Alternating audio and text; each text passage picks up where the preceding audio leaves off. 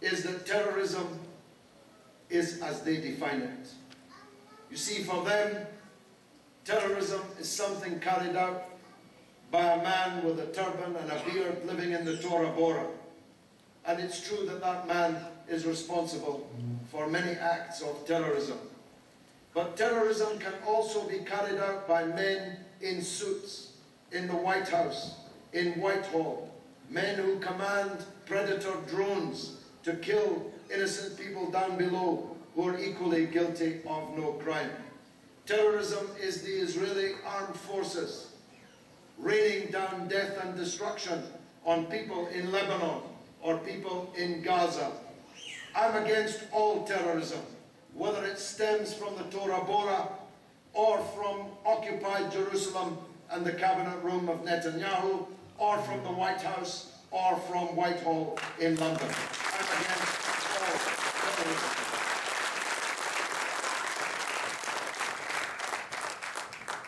Equally, I know this is a bit Donald Rumsfeldish, talking about what I'm not going to be talking about. I'm not here to talk against Jews, some of whom are in the audience this evening and who wholeheartedly support us. Only a racist could be against Jews, just as only a racist could be against blacks, or Muslims, or Arabs, or Asian people. And all of my life I have fought against racism. The people who are whipping up anti-Semitism in the world are those who claim to act on behalf of something they call the Jewish state. We don't accept that nomenclature. We don't accept that there is any synonym between Jews and Zionists. George Bush was a Zionist, but he was not a Jew. A matter of fact, he probably doesn't even like Jews. Certainly there are no Jews in his country club in Texas because they wouldn't have them as members. We celebrate the presence in our movement here in the United States and around the world and in so-called Israel itself of the many Jewish people who stand for justice for Palestine. And we will not accept that by speaking out against the racist apartheid ideology of Zionism that we are in any way against Jews. We simply won't accept it at all. Neither am I here. Neither am I here, contrary to what I read on the internet, to support Hamas. This report this morning said I gave millions of dollars to Hamas. What they mean is, I gave millions of dollars worth of ambulances and wheelchairs and bread and water and medicine and children's toys to the besieged people of Gaza who are being starved to death to punish their parents for voting in a democratic election for somebody that Britain, America and Israel doesn't like. Let me say again, for the avoidance of doubt, I am not a supporter of Hamas, but I am a supporter of democracy. And the only people entitled to choose the leadership of the Palestinian people are the Palestinians themselves, and not their enemies, and not their usurpers. The chairman, in his kind introduction, talked about the 3 convoys in the last 12 months or so that I was privileged to lead through the siege into Gaza. And the last time I was here, it's true, I was encouraging people to support these convoys. I don't think I've spoken to you about what happened to us in February, but it's worth doing so for a few minutes this evening.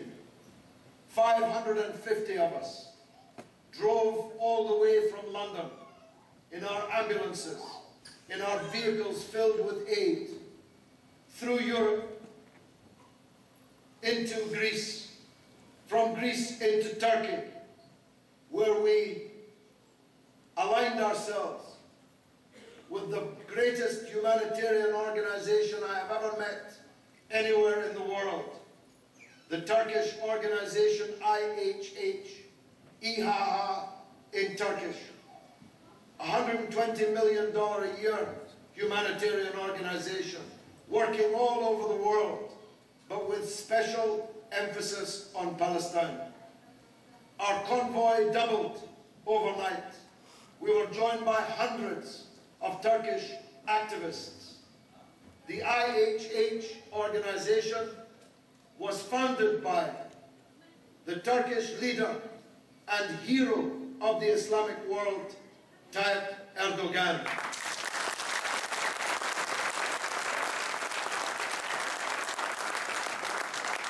And how I wished, as we entered the Arab world, that the Arab countries had a leader like Erdogan.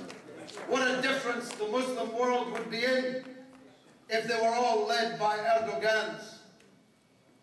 I have never forgotten the performance at Davos when, in the face of the killer, Perez, Erdogan called him a child killer, told him how good he was at killing children, and stood up, unhooked his microphone, and began to walk off the stage. But I've never forgotten the actions of the Secretary General of the Arab League, who was also on the platform, who got up to applaud Erdogan as he walked off, and then sat down again to continue his dialogue with the killer, Shimon Peres.